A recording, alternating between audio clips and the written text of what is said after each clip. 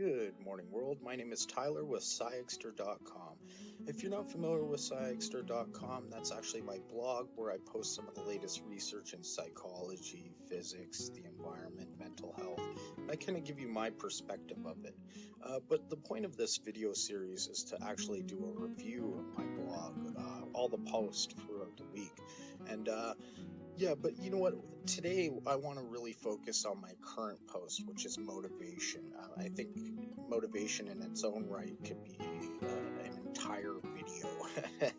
And I think some of you could probably relate to that. And what really qualifies me to talk about motivation is the fact that I work at 5 in the morning. I go to school. I run an e-commerce business as well as this blog. So it's really hard to maintain motivation, which is the real trick here. You know, there's a difference between hype and motivation. It's easy to get hyped to do something, but to maintain that hype requires motivation. And you know, that's my opinion. There's a lot of experts out there that might look at motivation as being something that's kind of nonsense, but it's really a terminology thing of. Anyways, so what I wanted to talk to you about is how I maintain my motivation. One of the things that I do that's absolutely critical is that I create a checklist, and this checklist basically has everything that I need to do throughout the day, including wake up at 5 in the morning. And the reason why I would put 5 in the morning is just how our minds are wired. You know, we live off the principles of basically pain and pleasure. So, you know, every time I'm able to check off something on my checklist, it kind of gives me a reward, whether it be subtle or not. You know, it's still an accomplishment, and these things tend to compound throughout the day. So, you know, even if it's read a chapter of my book or do my math homework, I check it off, and you know, eventually it does compound throughout the day, and I do feel as though I've accomplished something. So, you know, the one thing I would tell you to start right away is a checklist. But the way you start the checklist, you have to take baby steps, especially if you're just starting. I think one big aspect that people overlook is that they try to take on too much too soon. And yeah, it's, you know, that's a demotivating factor. When I initially started my checklist, I only had 1 or 2 things on that checklist a day, and basically I would just fill the checklist with normal routine things like take out the garbage and wake up and brush my teeth and silly things like that. But the crucial things like do my math homework or, you know, apply for a loan, things like that, you know, I would mix in, and those were the critical things, the critical aspects of my checklist. So yeah, keep it simple at first.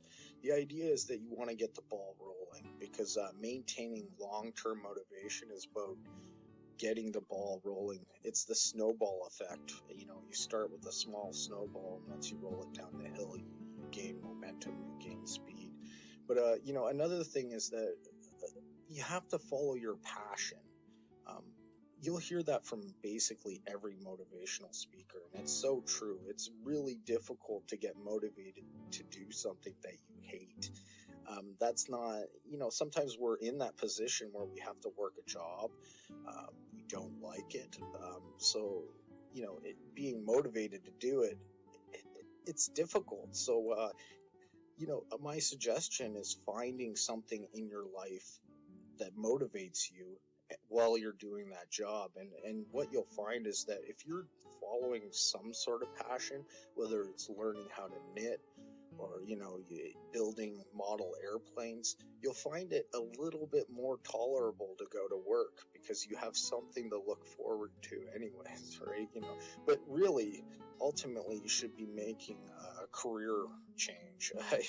And that, if that requires you going back to school, there you go. There's part of your goal right there. Yeah, so no, going back to biting off more than you can chew. When we look at our main goals, let's say we're sick of our job and we want to become something else, a computer programmer, but we've been a mechanic all our life. it looks like a daunting task when we look at the finishing line. So the idea of the checklist is to break up the race, essentially. This is a marathon. It's not a sprint. So you have to break up your goal into chunks. So if you want to be a computer programmer, you have to figure out what are the qualifications, what school courses you need to take, what kind of mathematics and you just add one or two of those things to your list a day, and then eventually you add two or three or four, and then you kind of start tackling aspects.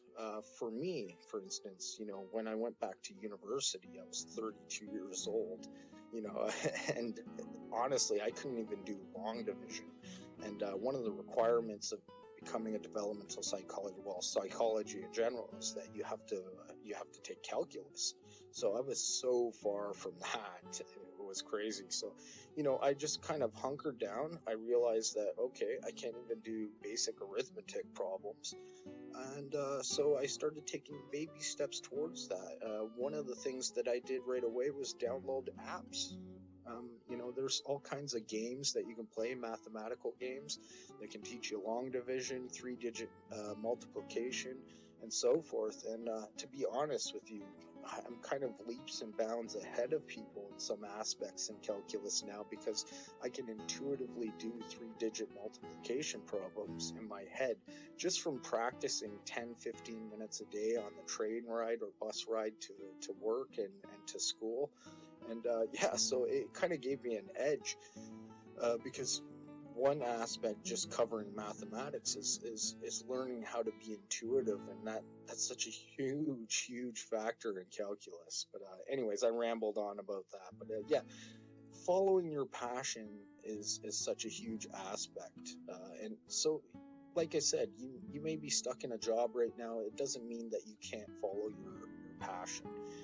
You can do things throughout your day to work towards that passion, and the checklist keeps you on track.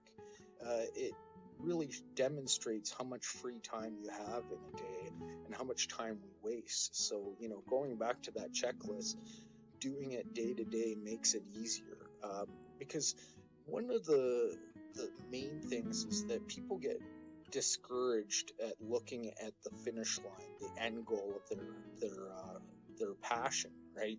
Like it's too difficult to do, right? But when you break it up to day-to-day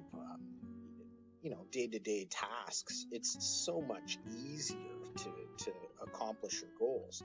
And this is going to kind of lead into my next suggestion, or the next thing that you need to understand is that you need to be patient. These things take time. For me, it took 10 years before I was actually prepared to go into school again. And that's because I spent most of my 20s partying, and I was so far behind everyone else that it just took 10 years to recover. And you may not be in the same boat, so you might have the opportunity to do a lot more in shorter periods of time, or you might be worse off. So, but you have to be patient. In any aspect of your life, you have to be patient with seeing the results.